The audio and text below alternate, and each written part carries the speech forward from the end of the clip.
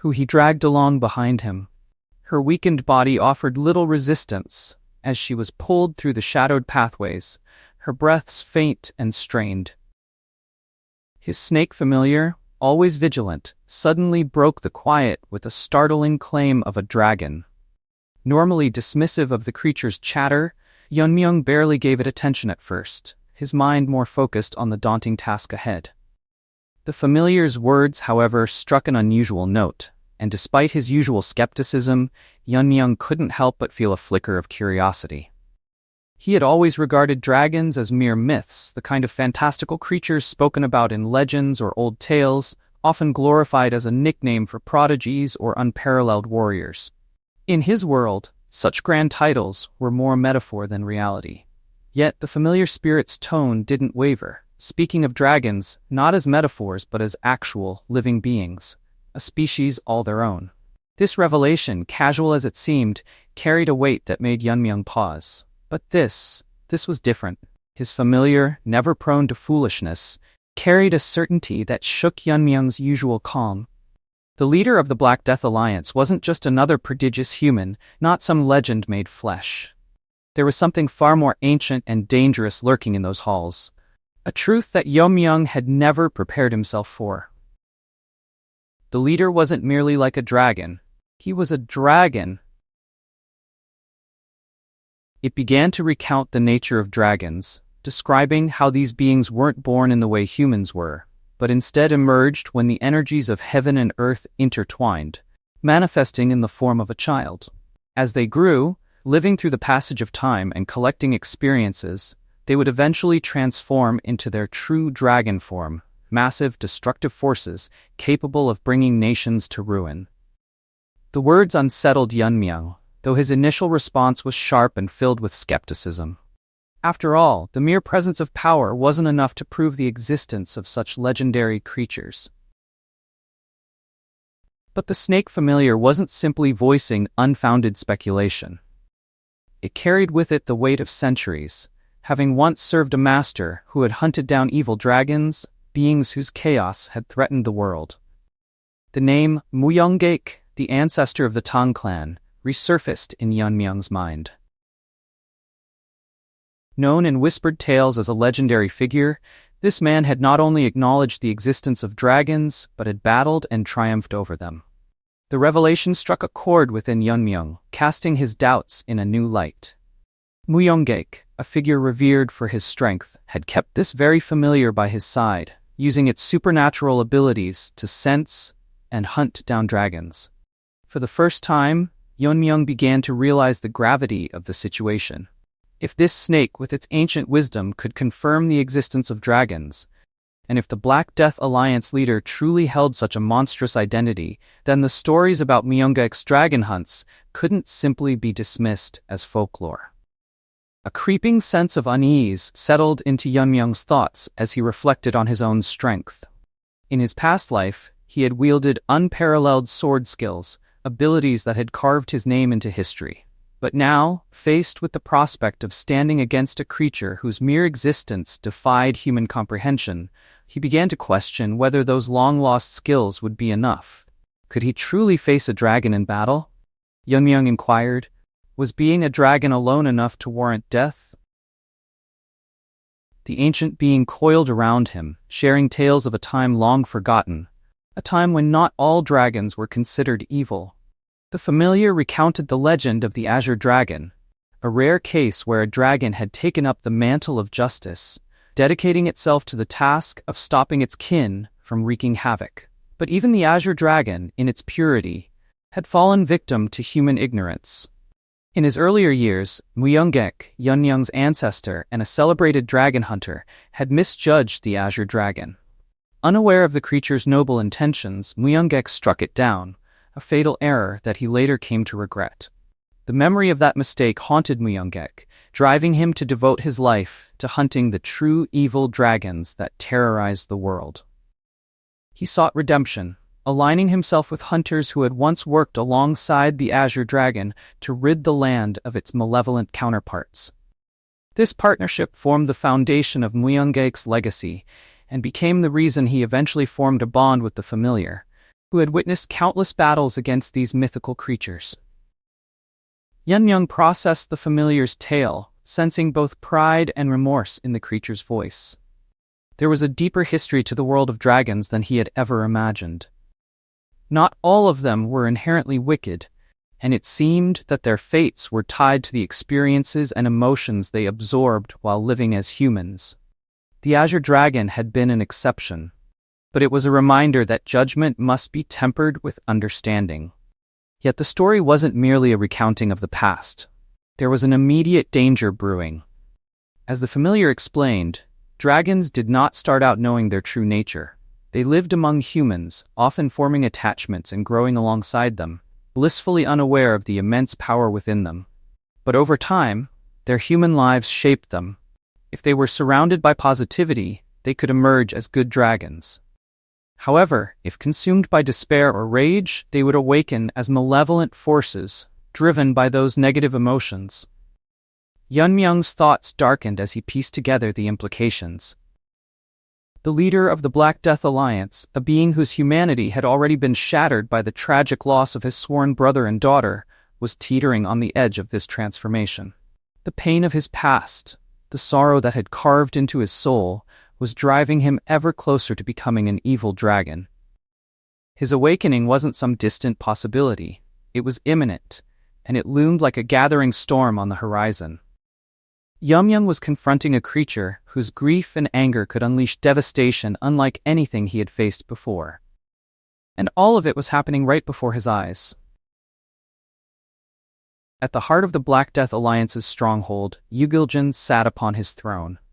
The dark chamber shrouded in an oppressive silence. His presence radiated an unnerving calm, a stillness that carried with it the weight of immense power and deep-seated grief. A subordinate approached, bowing low before him, and delivered a message with quiet urgency. The Tang family's young lord had arrived, requesting an audience.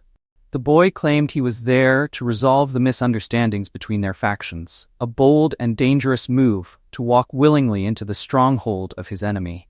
Yugiljeon's response was measured, his voice low but laced with an eerie undertone. He understood the gravity of the situation, recognizing the desperation in the young lord's decision to come alone. Few would be foolish enough to enter the lion's den unarmed with anything but their intentions. It was clear this boy believed in his mission, perhaps too much. But for Yugiljeon, it was of little consequence whether the young lord's intentions were sincere or not. Standing in front of Yugiljeon, Yeon-Myeong felt a wave of unease wash over him. Half of the alliance leader's face was covered in shimmering scales, a stark confirmation of the rumors. The sight unsettled Yeon-Myeong further as the thought lingered in his mind. Is the leader truly not human, but a dragon? Yet there was no time to dwell on such thoughts. He had come for a purpose, and time was against him. Without hesitation, Yeon-Myeong launched into his explanation, expressing his regret for the events at the Sichuan assembly. He sought to clear the Tang clan's name, explaining that the host, Simwahal's leader, had taken Yugiljeon's adopted daughter hostage, blackmailing him into a deadly duel with the Sword of Nine Rings. Yeon-Myeong's words were measured, his tone respectful, but his efforts to defuse the situation were met with a chilling response.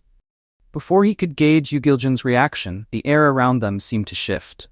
With a simple motion of his hand, Yugiljeon summoned an unseen force, yanking Yeon-Myeong, who had been brought as a prisoner, toward him. In an instant, his hand wrapped around her neck, squeezing with a deadly grip. A grim expression darkened Yugiljeon's face as he choked her. His voice was cold and filled with accusation. Yeon-Myeong, sensing the fury in her leader, pleaded desperately, her voice trembling as she begged for mercy. But her pleas fell on deaf ears.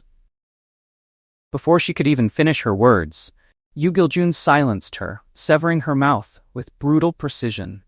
The atmosphere grew even more oppressive as he grimly spat his next words. His rage had reached a boiling point, and his wrath was now focused entirely on her.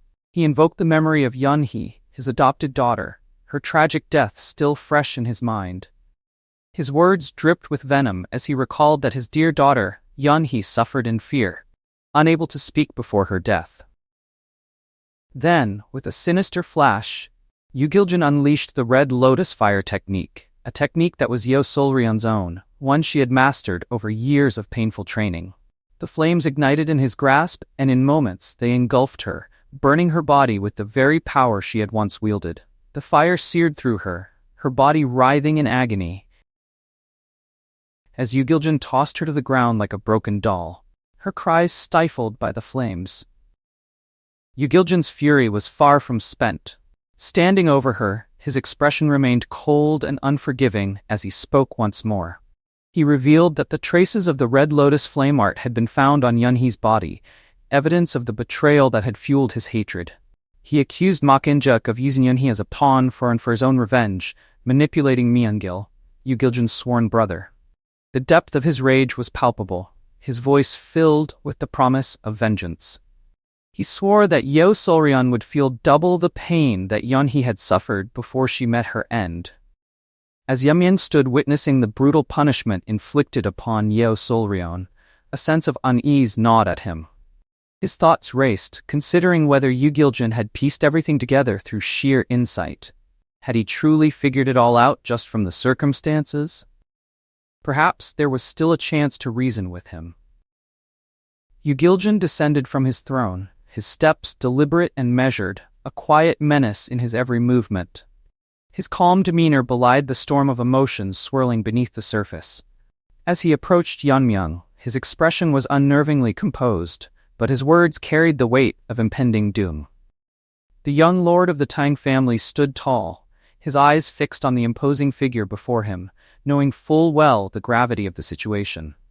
Yu Giljin spoke, his voice low but resonating with an eerie calmness. He revealed the reason he had spared the Tang family until now, a revelation that hung heavy in the air. Yunhee, his adopted daughter, had suffered from an incurable illness despite her outwardly healthy appearance. Her body, frail and delicate, could not withstand even the most basic of martial arts training. Every attempt to practice left her coughing up blood, a bitter reminder of her limitations. Despite the best medicines from across the land and the most skilled doctors, no cure could be found. Desperation had driven Yu Giljin to hold on to a sliver of hope, believing that the Tang family's renowned method, idok jadok, the practice of using poison to counter poison, might be the key to saving her. But now Yunhee is dead. The hope that once stayed his hand had vanished with her last breath. With grim finality, Yu Giljin declared that there was no longer any reason to let the Tang family live. His tone, though quiet, was laced with a lethal promise. The tension in the room thickened, the unspoken threat of annihilation hanging over Yeon-Myeong and his clan. Yeon-Myeong, however, remained composed, refusing to be cowed by Yu Giljin's veiled threat. His response was firm, his gaze unwavering. He acknowledged the gravity of the situation, but he saw through the layers of manipulation. He attempted to reason with Yu Giljin, pointing out the dangerous path the alliance leader was treading. By following the twisted schemes of Simwahal's leader, Yu Giljin was playing directly into someone else's hands, becoming a pawn in a greater, more sinister game. But his words did little to sway Yu Giljin. A scoff escaped the dragon's lips, his eyes narrowing with disdain. The accusation of being manipulated clearly struck a nerve, though he would never admit it. To Yu Giljin, Yeon-Myeong's attempt to deflect blame onto Simwahal's leader was nothing more than a desperate bid to save himself from the wrath that loomed over him. The arrogance of the young Tang lord, thinking that a few well-placed words could diffuse the situation, was almost laughable in his eyes. Yu Jun's derision was palpable as he coldly dismissed Yeon-Myeong's reasoning, seeing it as nothing more than a pathetic attempt to dodge the inevitable. To him, the young lord's presence here, the supposed offering of Simwahal's leader as a scapegoat, was just another sign of weakness. Yu Giljin's voice, though calm, was saturated with fury as he addressed Yeon-Myeong. His grief over the loss of his loved ones twisted his every word, and the rage simmering beneath his composed exterior grew more palpable. The deaths of his sworn brother and his daughter, both of whom had perished because of their entanglement with the righteous sects, weighed heavily on him. His lips trembled with anger as he vowed that he would not rest until everyone connected to these tragedies, including Yeon-Myeong, paid the price. What had started as a conflict between the Black Death Alliance and the righteous sects was now no longer just a matter of factional warfare. It had become a deeply personal quest for revenge. And the first target of that revenge would be the Tang family. Yeon-Myeong's heart sank as the gravity of the situation set in. Yu Giljun's intentions were clear. There would be no negotiation, no peaceful resolution. The young lord's hand instinctively moved to the hilt of his sword. His mind raced as he considered the inevitable battle ahead. No words could dissuade Yu Giljun from his course. The thirst for vengeance was all that consumed him now. With a heavy heart, Yeon-Myeong realized that there was no avoiding the fight. As if to confirm Yeon-Myeong's fears, Yu Giljun revealed the dire situation that had already begun to unfold. The forces of the Black Death Alliance, along with 6 of the Grandmasters of the Evil Path, had already been dispatched to the Tang family's stronghold. Their mission was clear: destruction. With a bitter promise, Yu Giljun declared that once he dealt with Yeon-Myeong, he would follow swiftly to ensure the Tang family's complete annihilation. Yeon-Myeong's resolve solidified. There was no time to waste. He needed to end this confrontation quickly if he had any hope of returning to the Tang family in time to stop the coming slaughter. With lightning-fast reflexes, he unsheathed his sword and launched an assault, his movements a blur of speed and precision. The power behind his strike was immense, a blow that could have overwhelmed nearly any opponent. Dust and debris clouded the air as his blade sought its target with deadly intent. But as the dust settled, Yeon-Myeong's eyes widened in disbelief. Yu Giljun stood unscathed, his hand casually gripping Yeon-Myeong's blade, stopping the powerful strike with nothing but his bare flesh. The display of strength was terrifying. For a moment, Yeon-Myeong was paralyzed, his mind racing. He had faced many formidable foes, but this was something far beyond human. Yu Giljun's voice broke through the shock as he recounted the injustice he had suffered in the past. His eldest brother had fallen at the hands of the righteous sects, simply because he had been labeled part of the evil path. Qingcheng, Wudang, Ime, none had hesitated to accept his brother's death, casting aside any sense of fairness or justice. In response, Yu Giljun had personally crushed these sects, one by one, with his own hands. His hatred for the righteous factions had grown with every death, and now that hatred had taken root, festering into a determination to destroy not just the Tang family, but every martial arts faction in the Central Plains. The weight of Yu Giljun's fury was overwhelming. His declaration sent a chill through the air. He would not stop until the entire martial world had been wiped clean, until all those who might one day rise against him had been eradicated. The Central Plains would feel the full force of his vengeance, and from now on, the world would bear the burden of his unrelenting rage.